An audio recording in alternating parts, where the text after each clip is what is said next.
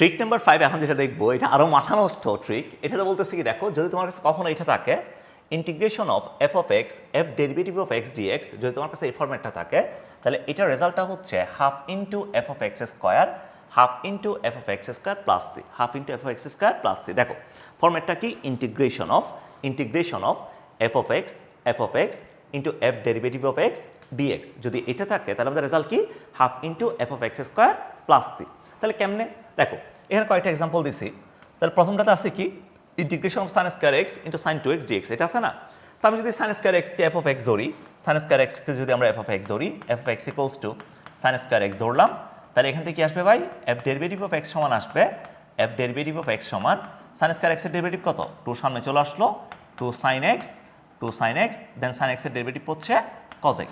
তাহলে 2 sin x into cos x সমান কি লেখা যায়, sin 2x লেখা যায়। তাহলে দেখো ভাই, সাইন স্কোয়ার এক্সকে ডেরিভেটিভ করলে কাকে পাওয়া যাচ্ছে, sin 2x কে পাওয়া যাচ্ছে। তাহলে এটা হচ্ছে আমাদের এফ অফ এক্স, এটা হচ্ছে আমাদের এফ অফ এক্স, আর এটা হচ্ছে আমাদের এফ প্রাইম এক্স, এটা হচ্ছে এফ প্রাইম এক্স। তাহলে ফরম্যাটটা কি এটা আসছে না? তাহলে আমাদের রেজাল্ট কি হবে বলো, এখান থেকে রেজাল্ট কি হবে তোমরা বলো, আমি বলবো না, তোমরা বলবা, তোমরা বলো, দেখি তোমরা বলো। তাহলে কত আসবে, half into F of X whole square, তাই না, F of X whole square, F of X এটা কি ধরছিলাম, সাইন স্কোয়ার এক্স, তাহলে sine square X whole square plus C. তাহলে কত আসে, half sine to the power 4x, half sine to the power 4x plus C, এটা আসবে। ঠিক আছে, এই জিনিসটা আসবে, এটা আমাদের রেজাল্ট। সো এরপরে যে 2 নম্বর যে প্রবলেমটা আছে, এটা কি তোমরা পারবা কিনা বলো তো? যারা পারবা তারা একটু কমেন্টে হচ্ছে অ্যান্সারটা লিখো, আমার সাথে মিলে কিনা দেখো।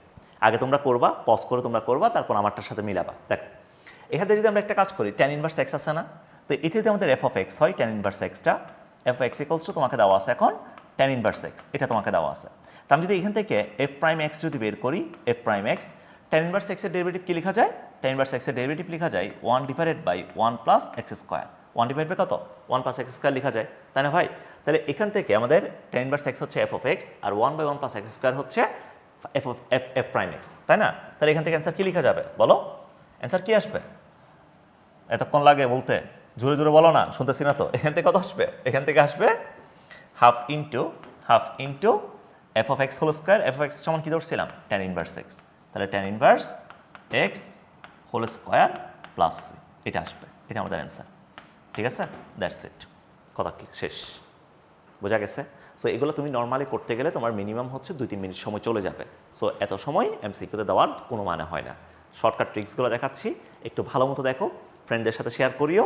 ঠিক আছে, ওকে, আশা করি তোমাদের কাজে লাগবে সবার। ঠিক আছে, ভালো থাকো, আল্লাহ হাফেজ।